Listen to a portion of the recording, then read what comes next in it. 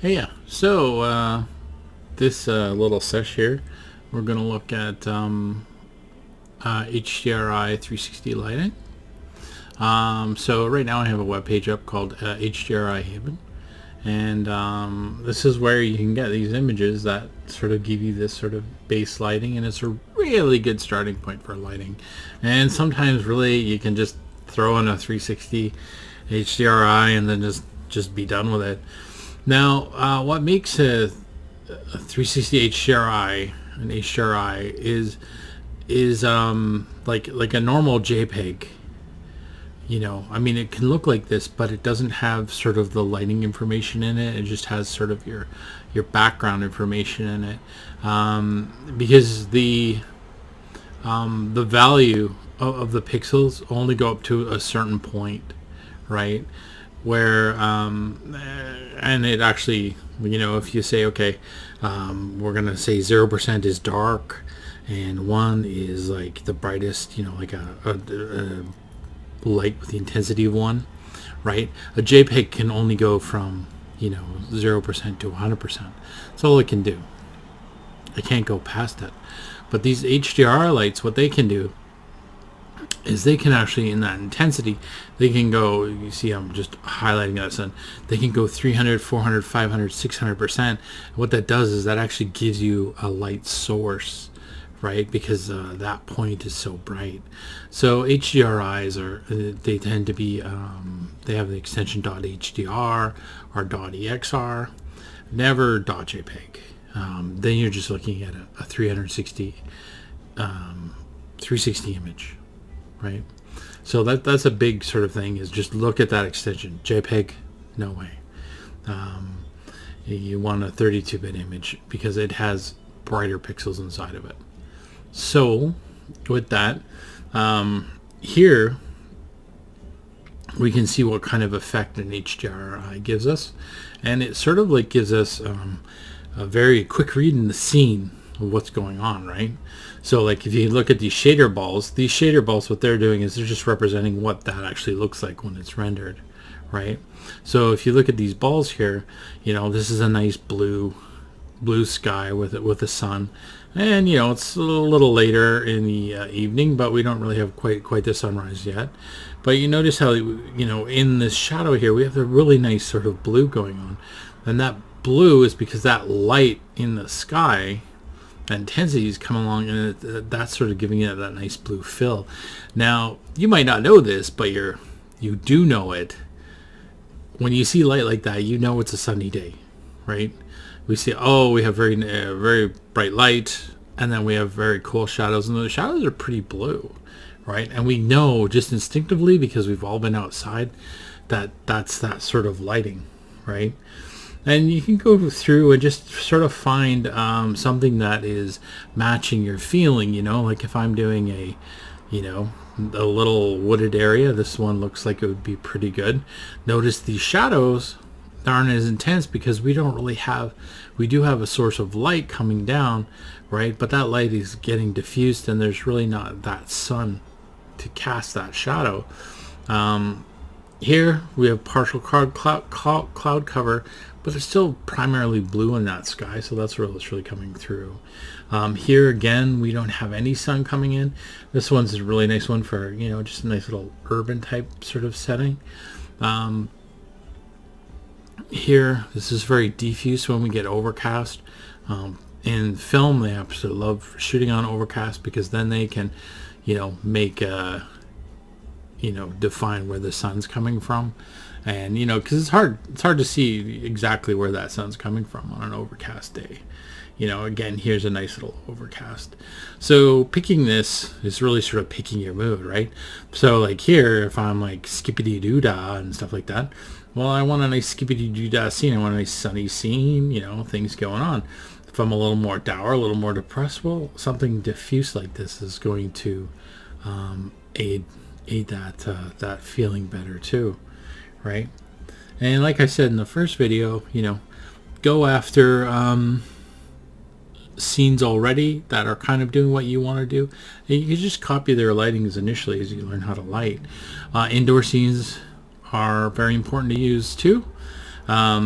You know, because when we're shooting indoor, and that's what we're going to be looking at right now, is we're going to be looking at indoor, because the outdoor is pretty simple, where it's just sort of like, you know, grabbing an image, like say something like this, right? You can take something like this, and this is like a shot from just some sequences I did, right, where I have these sort of different settings going on. But this particular shot right here, the way this is lit, right, is I can take this and I can throw it into here. Behind this, I just have one big image playing that has an image on it, right? And then there you go, right?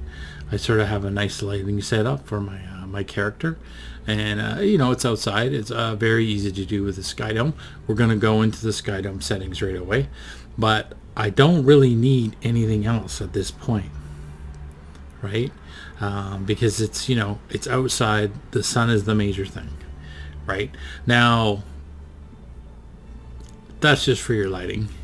Other the photographers and stuff, they're going to come in and they're going to throw a little bounce light over here just to highlight him there and make sure his eyes are popping and stuff like that. But, you know, that's more advanced lighting, and you know, you don't really need to do that when you're an animator. So, yeah, well, there you go. So let's pop into here. And right now I already have a scene going on where I have some light, you know, something like, it looks like a lamp, which is probably over here. I have some light coming in from the front, kind of trying to get a bit of a window feeling coming on. And then above, we just have sort of some nice sort of top light coming in, right? This is like a standard three-point light feel, right? So you can see here in this chrome sphere that we have this big black void, right? And this is another important thing about the 360 image. There's a 360 image gives texture to what you're doing, right? It gives sort of some nice highlights and gives you reflections that look more natural, right, and represent sort of your environment better. And man, if you play any video game, you'll see all these reflections, and a lot of times, like especially earlier video games, this reflection has absolutely nothing to do with what you're seeing. So you know, you could just be in the ballpark, right? So what I'm going to do here, let's just take a quick snapshot of where we're at. We can look at my settings for rendering. All right, so I'm shooting at a 720. Shooting at a 720. That's kind of funny. 720 resolution. I have my adaptive sampling on, max camera AA. Adaptive threshold, I brought this down a bit. System, we're running a GPU. And then under the denoiser, we have the denoise beauty AOV going on right now. So that are my settings. All right, so here again, this is just 3 lights. There's no 360 image in here.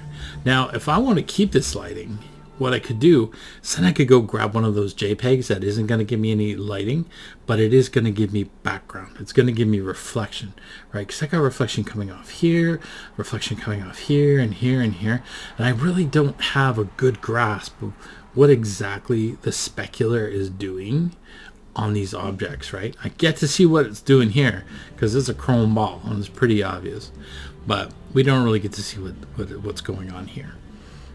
So what we're going to do is we're going to go to Arnold and we're going to go lights and we're going to kick in a Skydome light. Boom. All right. Now, right away, I'm just going to bring this guy up here, right? And what I'm going to do is I'm going to here's sort of all my lights, and here's my new Skydome lights. And I kind of want to disable these lights right now because I don't really want them. So there's 2 things I can do. Is I can just sort of like, you know, go to each and I can cancel them like this, right? And see that little enable button that gets disabled, right? So now I can just go to my Skydome and have that on right now. And that's what we're going to be doing. All right, so let's just hit play. All right, so now here's a simple Skydome. Now the Skydome starts off with a color, just a simple white, right? And I can come along and I can change that color. But the thing is, you don't want a light like this, just some flat color. It's kind of nasty, and it's got no interest, and things don't really look that great. And we are getting a better sense of spec, but we're not really, we're not establishing a feeling. If I look at that, I don't know what I'm supposed to feel. Well, there, I guess I can feel really drab because it looks, pretty drab and nondescript, right? But again, we're using lighting to help us with a shorthand here. So what I'm going to do is I'm going to hit this little button right here. That's going to bring up a file. It's going to bring up the little, geez, I can't remember what this palette's called. Create render node palette. And we're going to hit this little file right here. Boom. And now I'm going to come over here. And I'm going to click on my maps. I already have this maps. So you can navigate for your maps, but I already have maps generated. And let's see, there's one I can never remember its stupid little name. There we go, small apartment.exr. So I can choose a small apartment exr.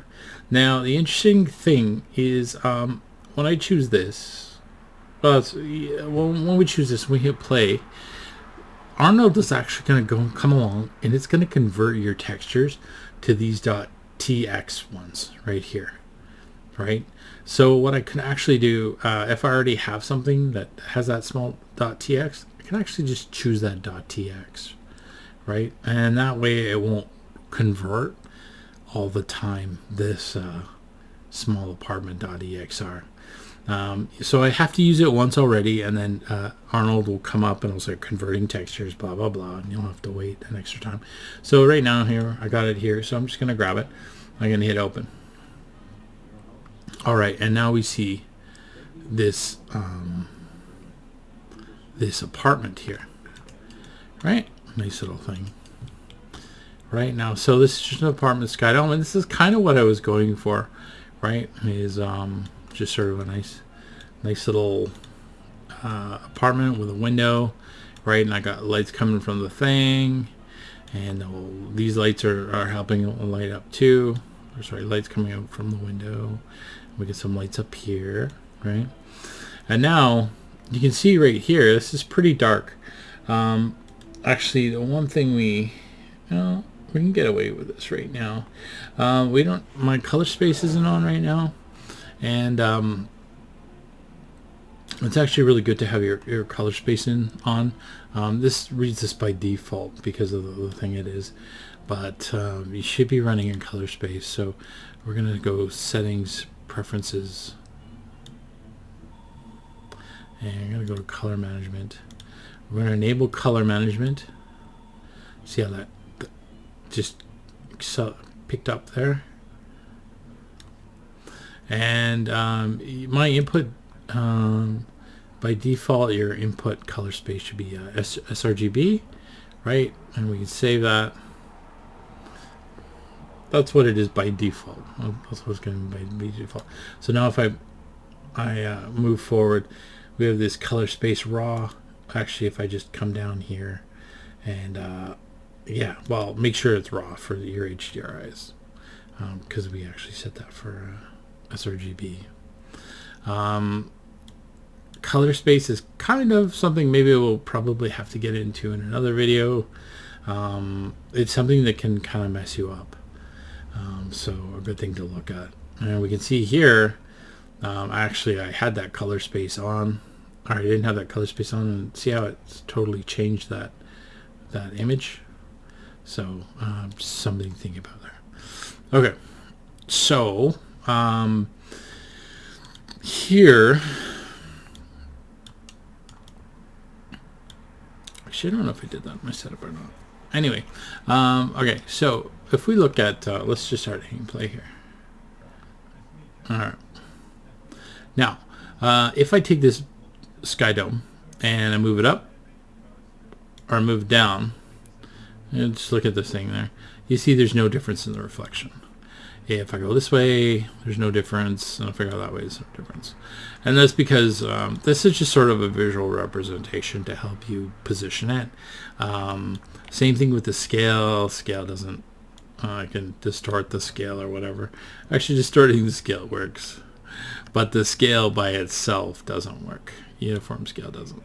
But I think if I distort it, it is actually going to distort the world. So if you really want to get crazy with it, the good thing about that is then I can come up here, right, and I can just take it and maybe put it somewhere near where I'm lighting, and just so I can grab it easily, right? Or I can just keep it large. So the one thing you definitely can do though is you can rotate it. So I'm just going to rotate it here, and as I rotate it, you're going to see I'm going to get more light. Now, an important thing about this is here you can really see how much spec now. You can really see how much spec I really have on this guy. Before, we saw no spec here. Now this is way too bright. Now you can actually see some specular highlight going on, right? So I have a better idea of what material is going on. Also, there's just more color within the image, right? So I'm just going to bring this around, kind of find the same sort of setup I was going for before, right? Where I had that window coming in and lighting. So I want some window lighting, and I also want some other type of lighting here. So maybe if I can go like something like this, right? So now I got some window to cool it off. Nice blue, and I'm coming in the contrast with this guy here that's looking a little dark. So we want to bring up the intensity. So here with the intensity, now the intensity you see here, and you think, okay, well, just bring up that intensity. And sure, you can bring up the intensity that way. But a better way to bring up the intensity is actually using exposure. Now, why is it better to use exposure rather than intensity? I have no idea. That's just what it talks about in the documentation. So what I'm going to do is I'm just going to bring up this intensity bit. I'm pressing Control and I'm clicking within that exposure there, right? Just to get sort of like a, a little more light into the frame here. Maybe I'm not too wild about this image. I never actually use this one because it's way too yellow, right? So, and if you're not liking what you're doing, then just go grab a different image, right? And then we can adjust it too, right? So here it's like, oh, okay, well, maybe that's not so bad, but now it's too bright. So why don't I just take this exposure and I'm going to bring it down. Now, what I see students do a lot is then they bring in their other lights, and then they're going to take this, and then they're going to take this exposure and they're going to drive it down like this, right? And they're like, there you go, and I got an HDRI to give me reflections in the scene, and then I'm going to add, I'm going to add my other lights. So let me just turn on this light, let's bring this exposure down. Now I'm going to turn on this light, and now I'm going to turn on this light here. Sorry, I'm doing that off screen, but I'm just using this guy right here to illustrate a point anyway, so it's not important. And they're like, okay, so now I'm reflecting and stuff like that. And it's like, well, no, you're not really reflecting because you've darkened you've darkened your 360 so much that you're just reflecting black again, right? You see how that highlight that was strong before, it's not there anymore, right? So you didn't really do anything, right? And you still don't have a sense of what your specularity is.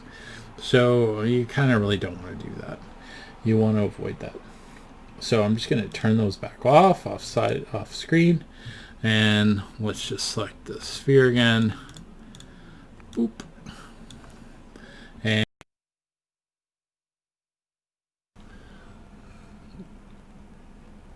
now samples And we can go to the denoise just to get it, cleaner, quicker. Now, samples here, what's that referring to is the amount of noise that's in the scene, right? Samples at 1 is kind of like a really good sort of start.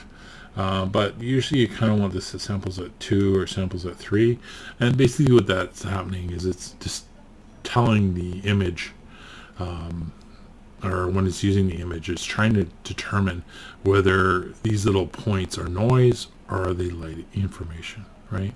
Am I noise or am I good? And the more samples we bring up, the clearer this is going to get.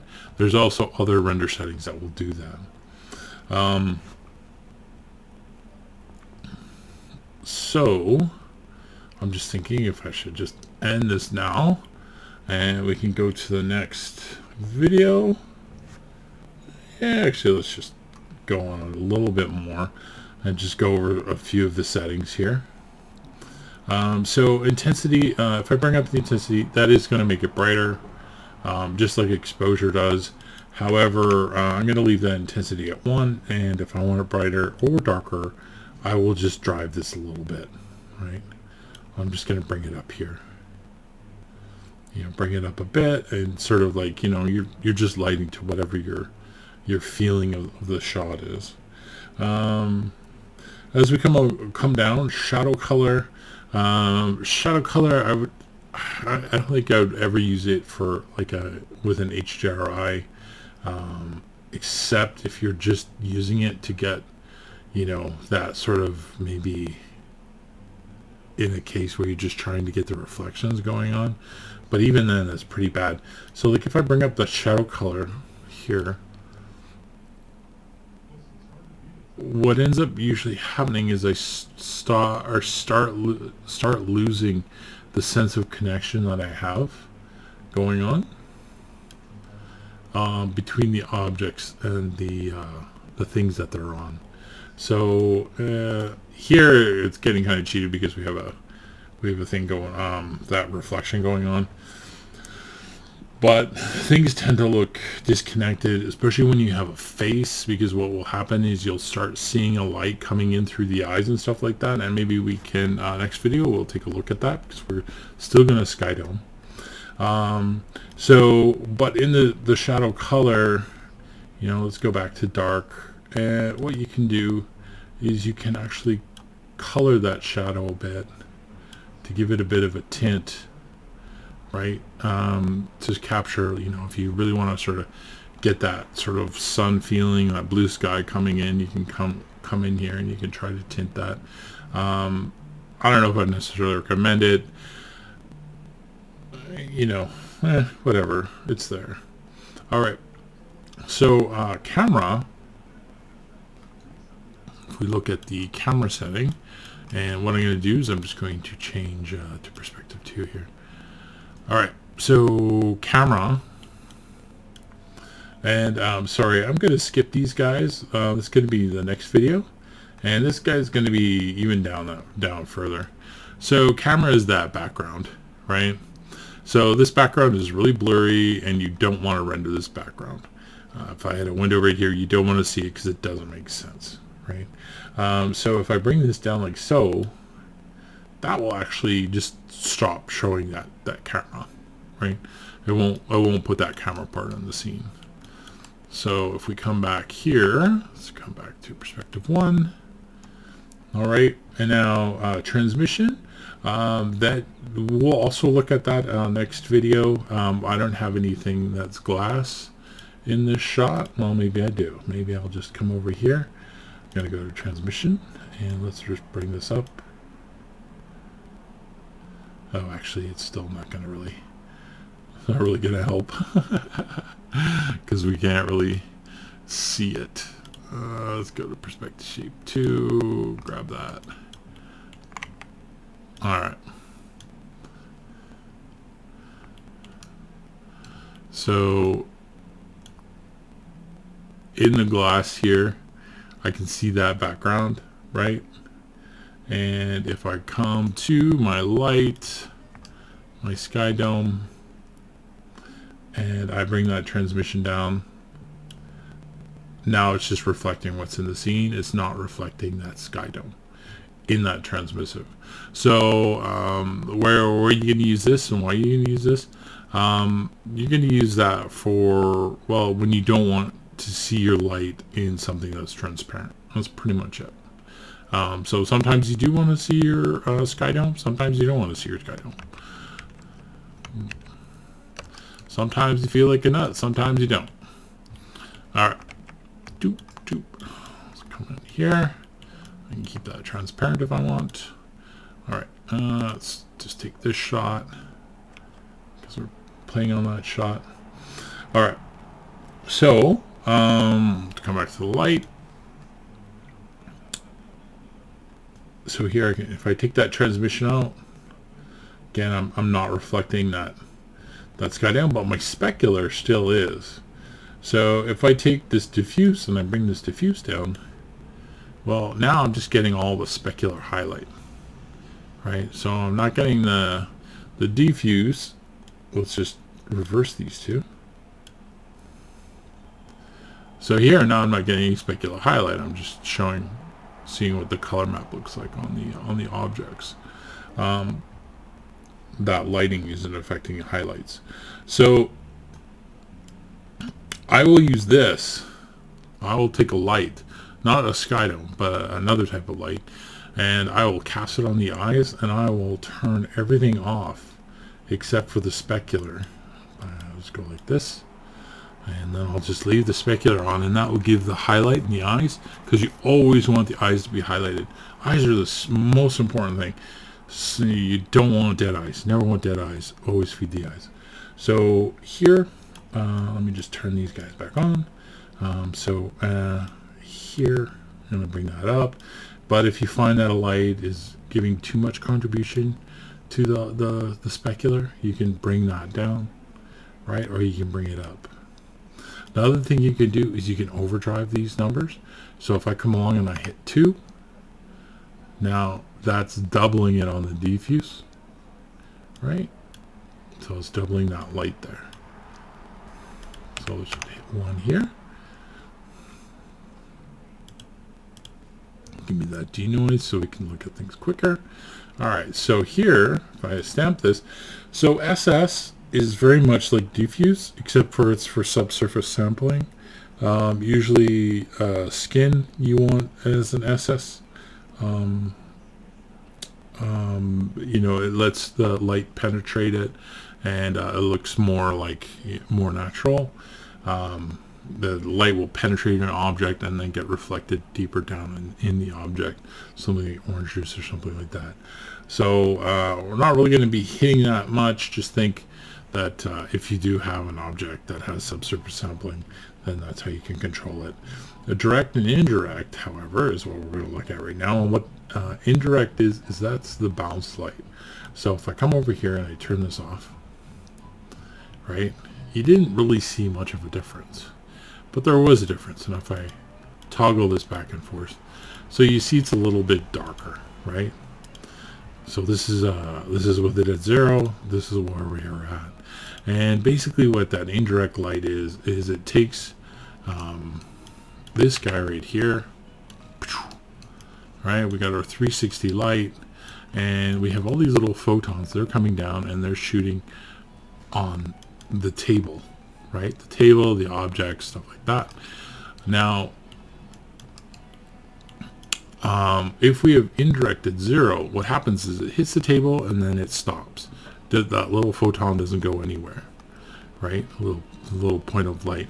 However, if we have indirect on, well, then that little photon's going to hit the table and it's going to bounce and hit the wall. It's going to bounce. It's going to hit this cube. It's going to bounce. It's going to hit this. It's going to bounce. Hit this. It's going to hit this. Hit that. Hit that. Hit that. It might come back, and it's going to bounce around time. It's going to bounce for whatever our max bounces is, right? So here, if I have indirect up and I take that max bounces to 0. We're going to get dark again because we're not getting any bounces. So it's not even bouncing off the wall at this point in this reflection. So if we come to 1, now I can see my walls, right? and that reflection, 999. So if I play with that number, and if I go to 3000 or something like that, then it's going to be a little bit brighter. Now also with this indirect, we can drive that higher, and we're going to be playing with that next video. So there's a brief overview. Volume we're not going to be looking at, and the light groups we're not going to be looking at at either. Volume you're not really going to use on a Skydome. So anyway, I think that's going to wrap up this video. Any questions, post them in the chat, and we'll see where we go. Resolution, and look at color, temperature. We'll look at this in the next video. All right. So thank you very much. We're going to part 2 this. Okay. Thank you.